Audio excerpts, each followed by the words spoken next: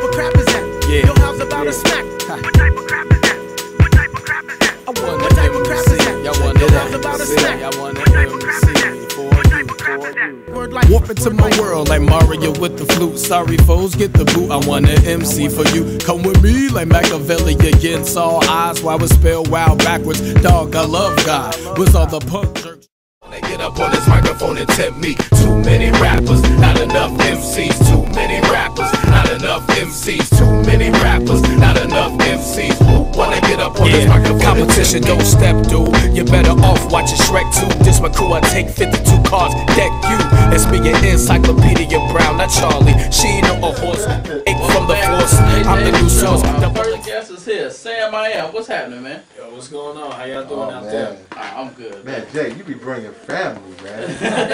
What's up, man? Sam? Yeah, bringing Willie And around. you know what I'm saying? Huskies, nigga. Go Huskies, go Huskies. But Sam, people out there, tell them something about yourself, man.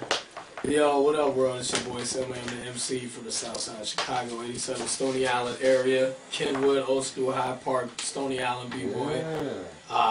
Went to NIU, you know what I'm saying, did a lot of open mics up there. Yeah. And after graduating, did the corporate thing for a little while, then auditioned for 106 and Park in Chicago, and only like 2 out of like 150 made it. And once I got on the show, I became the first rapper from Chicago to be in the Hall of Fame. Nice. And then I did the MTV World Rap Freestyle Championships and got to the finals. And, you know, just love freestyling, real hip-hop, and just trying to keep it going and trying to get signed, pretty much. That's big business. So how long have you been in the rap game? I started rapping when I was like 5. So, I mean, I've been recording since like 92. I've been doing this for about like 20 years.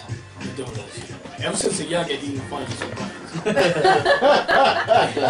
Who or what inspired you to actually get into rap? Oh, my dad, you know, he did the engineering and the DJing, so I would always like go in the basement. It's like you hear the laundry going, but I still got the music up, you know what I'm saying?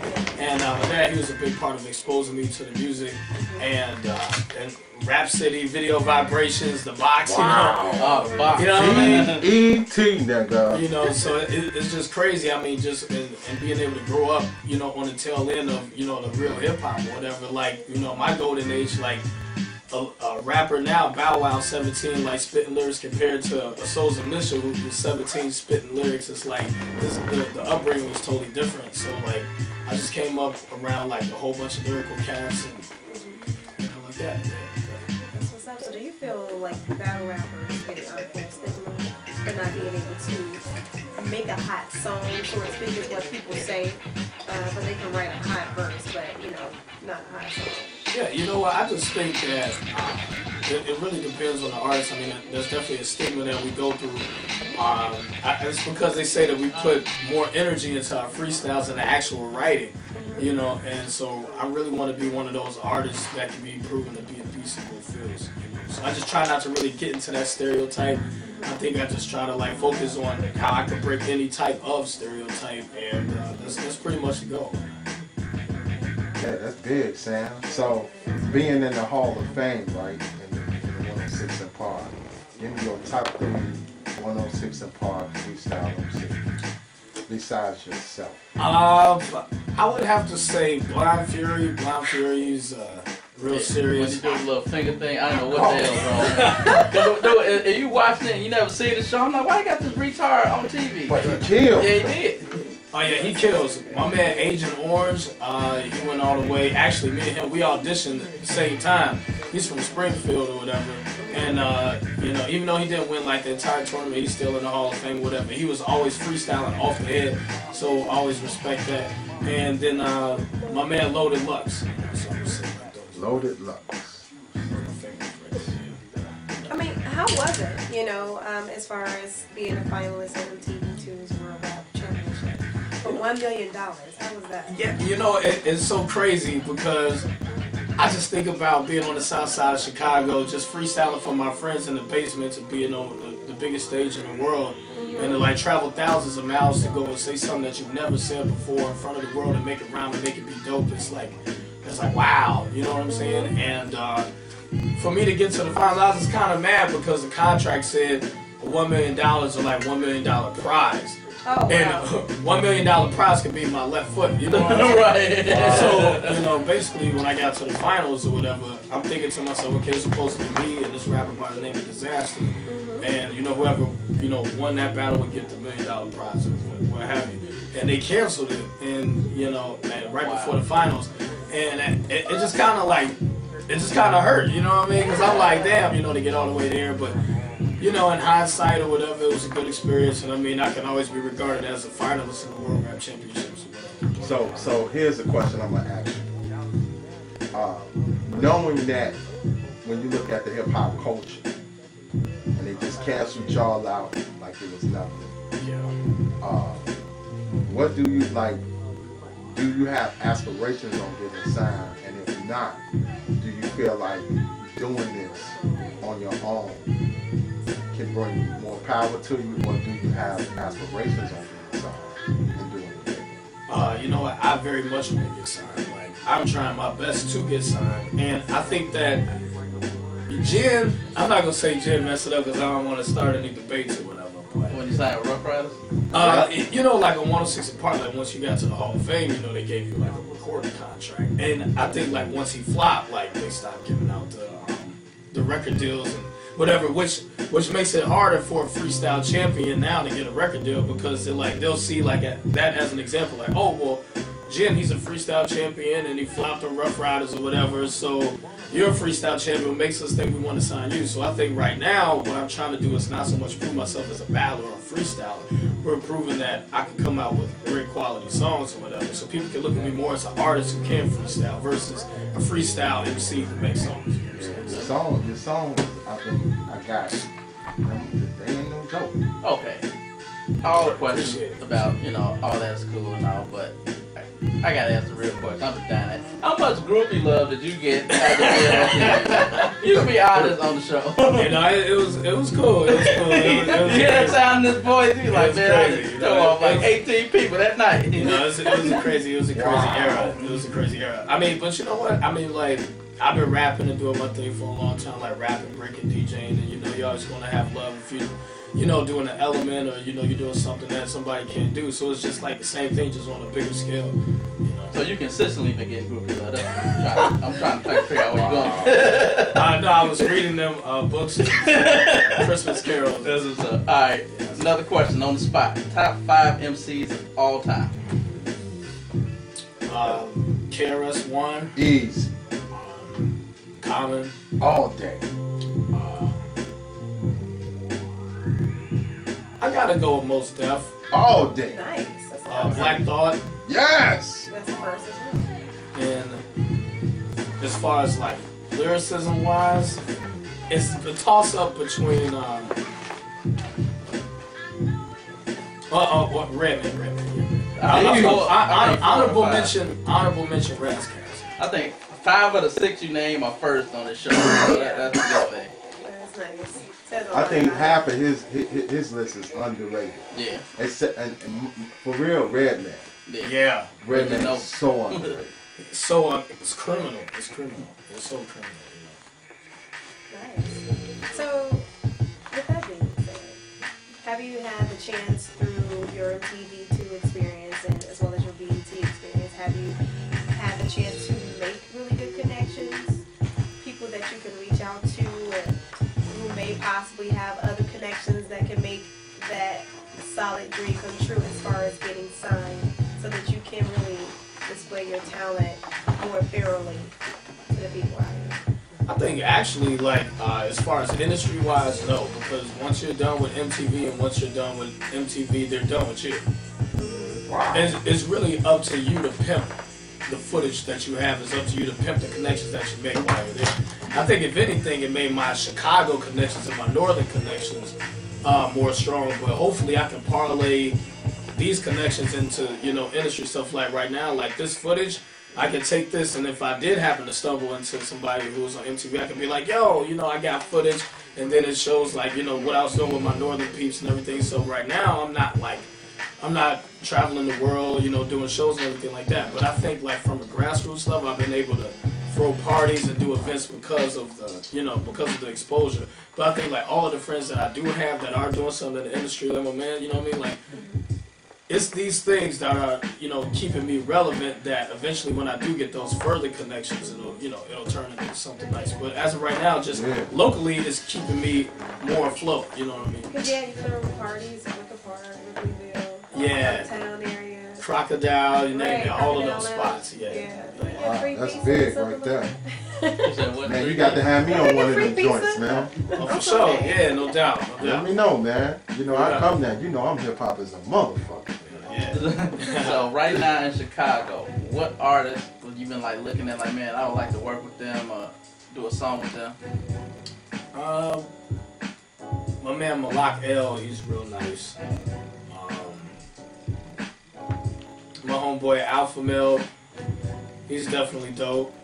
I mean, just kind of like everybody on the underground scene is really, really killing it right now. I mean, Q Billa, I think that me and him collabing is long overdue. Huskies? Long overdue. That's what's up. Like, maybe that could be like the name of the song. Q Billa, if you're listening, I know you are. Q Billa, what up?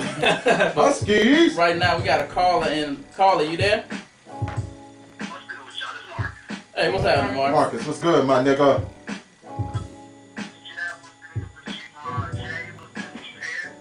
Man, we living it. Hey, we good.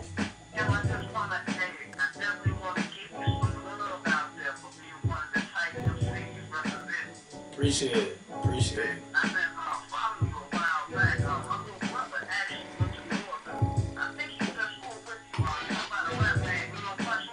Oh yeah, that's my dude. Yeah.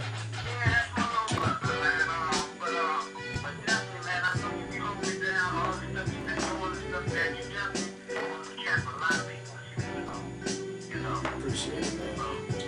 I just wanted to call in, you know, express my support, you know, keep on doing what you're doing. You got any new mixtapes, anything coming out, doing anything? Yeah, I got a new album. It's called I Want to MC for You. And actually, if you hit me up on Facebook, which is Sam Iam the MC, after you add me, you can just shoot me your email address and I'll send you all the MP3s. You ain't got to download nothing. Okay. Oh, wait a minute, so was you in school when, like, Phil G and all that? Who? Yeah, actually, yeah, Phil G, yeah, that's my guy. I was there from 2000 to 05. Man.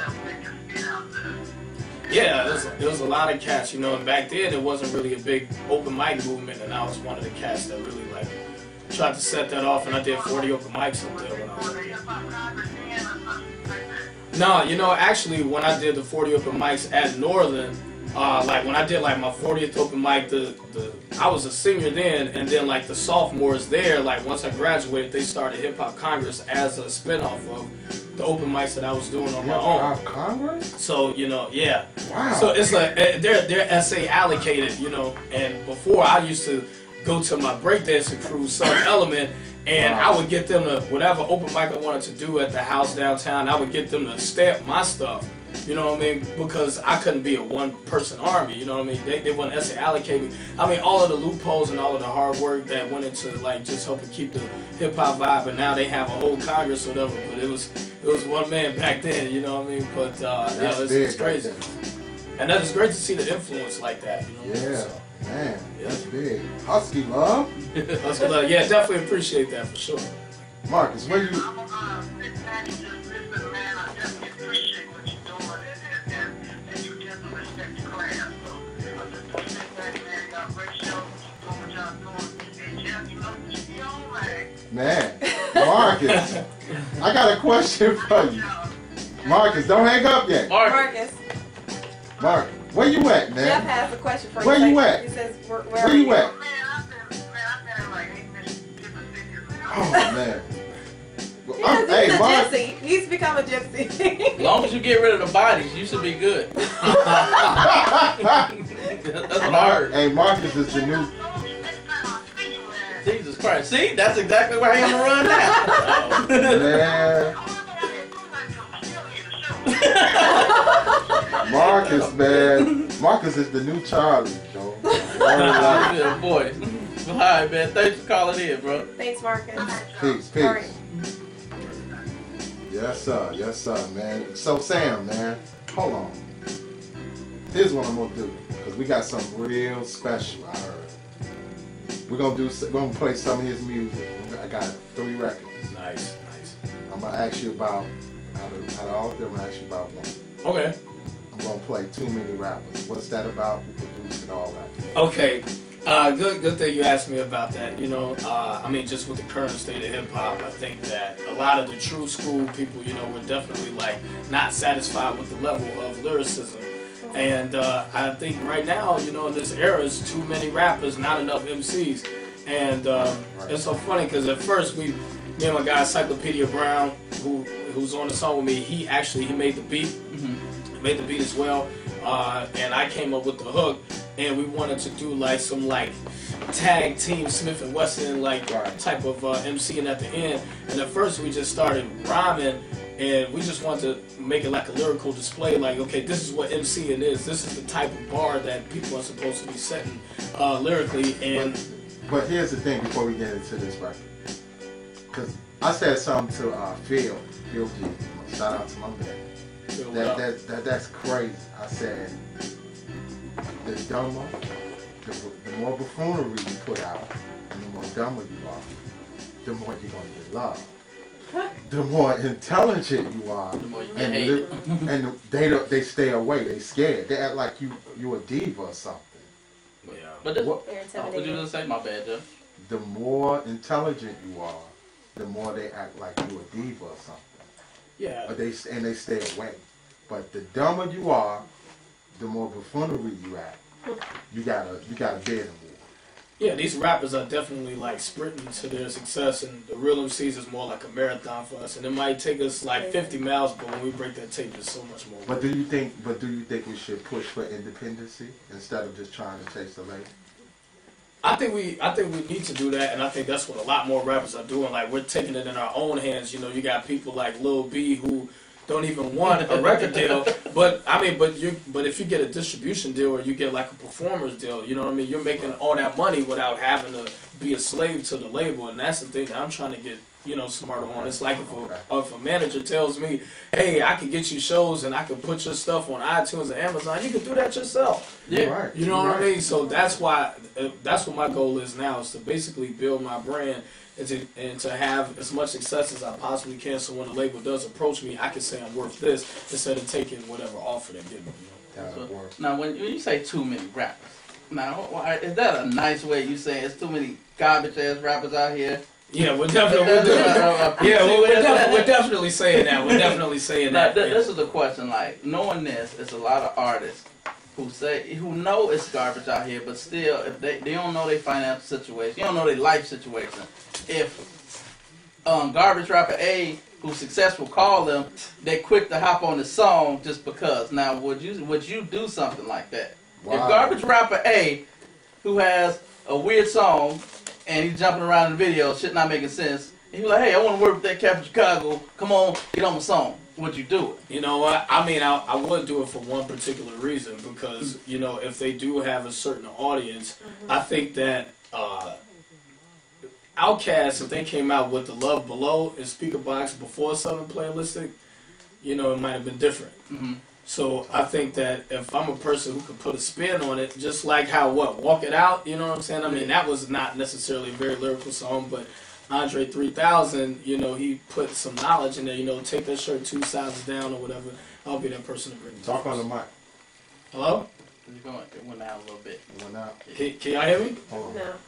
Hold on. We switch. Yo. I can hear me. Finally, I can hear me. Yeah. Everybody else say something. That's what's up. Talk. Yeah. Okay, yeah. Okay, I can definitely hear myself right there. Okay, word up. Oh. Yeah, I mean, I would definitely do a song like that, because I would be the MC to provide a different alternative to that song. Like I was saying, like Walk It Out is a very, you know, non-lyrical song. And I mean, when Andre 3000 got on there, you know what I'm saying, like he funked it out, but then he also put commentary in there and he gave them a different perspective. And these are people who may not have really pay attention to lyricism, and you know, maybe that could be their intro to Andre 3000, whereas that could be, you know, my intro to, you know, millions of people that I didn't do and put my spice on something. But do you think that'll hurt your image though? You know what? I think it wouldn't hurt my image, because me as an MC, I know what I am, you know, and I feel like an MC is a master of ceremonies. It's not Even if just, that, but you gotta think about your audience. That's the other I side. think it's wise if he were to do that. I mean, it's wise. I mean, It's great. as a collaboration, you know, as a collaboration, I mean, I'm not saying I'm going to make an album full of this. Right. I mean, I have like electro music, I have house music, Right. I have regular rap, I have battle rap, I mean, I run the whole gamut or whatever, like, you know what I mean? And that rapper, you know what I mean? Like, who's to say that Soulja Boy doesn't want to be a lyricist? You know what I'm saying? So, for him to... I mean, but look, I know it sounds crazy, right? But let's just say that if he did come in contact with Redman, and Redman was like, no, I'm not going to work with you. But Redman, if you work with him, he might school him on, like, what lyricism is about. and give him the opportunity. So he might, you know what I mean? So it's kind of different. It's like how we grew up with a Tribe Called Quest. You know what I'm saying? Right. If you're 17, Nelly is an old school rapper. So I mean, Right. wow. Yeah. you know what I mean? So That's true. I think if you're able to kind of like educate them or show them a different spin. But yeah, I mean I do understand that. I mean now if I It's kind of like a okay. I'm a dope MC. When I go out, my audience expects greatness. right. But if Soulja Boy be like, man, I need that dude on my song, on my album, and I want him to do it my way. No. The answer is no. I mean, I can do it as long as I'm not compromising who I am as Right. an artist. Because a lot of those, I'm gonna say this: throw an artist like maybe Drake, for example. Drake. Like Drake is very much an MC and Drake- he raps Drake- over whatever like Drake. beat, whatever beat he doesn't care. Drake but before he keeps got his- signed to Cash Money, you know what I'm saying? He was like a lyrical MC. Some of his favorites is Slum Village, Ninth Wonder, all those type of rappers. But when he got signed to Cash Money, he changed his whole shit up. He got on a song with Wayne. He changed the whole rap. So do you not like him as much? You mean No, he's I'm gonna just be an saying, artist. I love him as a rapper. It's just, in a sense, he became pigeonholed. You know what I mean? Like, if you say, like, now... It's tough. That's a That's tough. a tough movement. I mean, somebody putting like $5 million in your hand and saying, That's "Hey, a tough movement. Lady If Gaga won a 16 bar," you're gonna be like, "I ain't gonna compromise nothing but Right. That's the I'll worry other... about the way I feel later on. You're That's like, the all other right. side of it. Like, okay, if you're gonna be like, if that $5 million check cover your hand, sign with us, and we good, you gonna do it. You gotta feed your But I fans. just hope that it doesn't change like who that artist is as a person. I think like even in the midst of like, man, you'll see I'll be doing some electro stuff over here, some hip hop stuff, Right. some jazz or whatever. But I think like if everybody knows me as a core lyricist, then like don't keep pumping that. I mean, you got to keep pumping that type of stuff out too. Like Right. if I just totally stop dropping like the double entendre type raps and was rhyming like. But I think rapping with I habit, think that's the political. I think in hip hop, the politics of the game kills who you really want to be. That's my fight. I fight with that all the time. But you know what, the hip hop cats, they gotta support, man. They can't be in the streets like, as I say, props don't pay bills, man. That's it. You know what I'm Period. saying? Yo, man, that was tight, man. And when I downloaded your joint, You're like, all right. yo, man, when I snuck in through the door I to come to your agree. show, Right. I agree. yo, man, It was worth I it. I'm agree. waiting. when he let me burn your CD, man, I've been playing for, man, I'm burning for all I my. say. Right. You're like, hey. Thank you, thank you. All right. Oh, that was So so now I- you make music in a different type of genre, Right. like buying your posters and doing Right. this and that, Oh my god. So it's just Yeah. like, you gotta be Yes. in Missouri and compromise. And that's the thing. Like when you look at the real hip hop world, I think some of those rappers lacks the hustle, the movement, that power. You know what I'm saying? That hustle mentality. That when you see a rapper like Waka or Gucci or anybody like that, the hustle movement is on. It's point. crazy. But you know what? It's crazy. It's like, here's the thing. Rappers, I love rappers. I love commercial rappers. I love bubblegum rappers. I love real MCs. I think that back in the day, it was more of a balance. Like, if you listen Right. to the radio now, it's like this down south song followed by another down south song followed by Wayne, Nicki Minaj, repeat.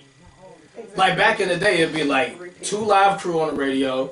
But Then it'd be Public Self-Destruction. Yeah. You know what I'm saying? Then it could be like MC Brains, and then it could be MC Bree, and then you can hear Scarface. You know what I'm Right. saying? Yeah. I mean, like, we had more of a choice, and you Black knew Moan. the difference. Right. Right? You knew the difference. Like, now you're getting so much of the same that you don't know the difference. You know what I'm saying? Like, I knew Boys in the Hood was just a regular movie. You know what I'm saying? Now it's like cats they putting out, you know, movies and trying to like emulate all of that stuff. You know what I'm saying? It's just, it's a difference. It's like, yeah, the same director. You got Poetic Justice. You know what I mean? Like, Yeah. you know, it's a different era, man. It's a different era, and that's why I'm trying to help usher in what I consider the second part of the golden age. That's my real goal. Wow.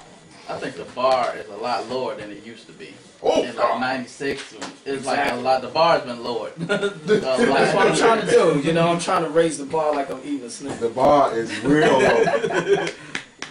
You don't even have to be good no more to be a millionaire. Like 50 Tyson it's the production. has autism. The production, man. The production. I think I blame the A&Rs because you get pressure from that label. That label want to see numbers.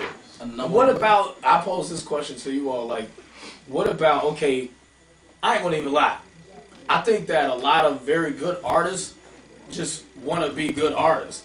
And I think that the guys who aren't as technical, they're better business people because they weren't really focused on being the most lyrical, whatever. So now I can set up like 50 million MySpace pages and I can become super good at JavaScript and, you know, because I was never really focused on being a real MC anyway. So now you have a person who they have better business acumen, you know what I mean? But then you have like the real MC, but then you got the real MC and he's just steadily like, yo, I got this perfect 16 or whatever. And then you're like, man, well, you pressed up any CDs? Nah, man, but yo, I just wrote this real quick. Then you got the dude who can't really rap, and you can't walk past him every Friday without putting a CD in your face or whatever. You know what I mean? So it's just really scary, the whole dichotomy of that. You know, it's scary.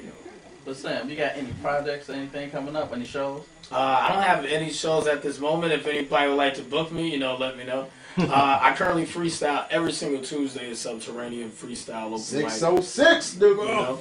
I got, I guess, a maxi single, Too Many Rappers, Not Enough MCs with Encyclopedia Brown. My joint Cypher Time, which definitely documents everything that goes on in the cypher from beginning, middle to end. And then my song Smack with the Tribe Called Quest sample that's filled with like different multi-syllabics. That's a dope video. I did saw that video. Oh, thanks, man. You know, yeah, that's a dope video. But speaking of cypher, you finna play it? I'm gonna play the Too Many Rappers. Then we're gonna get into that in a second. Word up. And Sam, real quick, you got a Facebook and Twitter to get to people? Yo, everybody, check it out. Sam Iam the MC, SAMIAM space THE space MC. Sam Iam the MC, Twitter, Facebook. And if you want to get my songs, man, just email me SA1M@hotmail.com. You know what I'm saying? Get your boy. And I'm telling you, Chi-Town, Stony Island, real hip hop.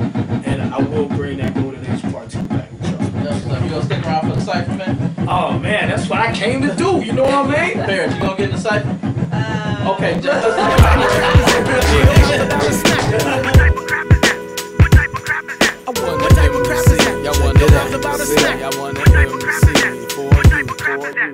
Warp into my world like Mario with the flute. Sorry foes, get the boot. I want an MC for you. Come with me like Machiavelli against all eyes while we spell wild backwards. Dog, I love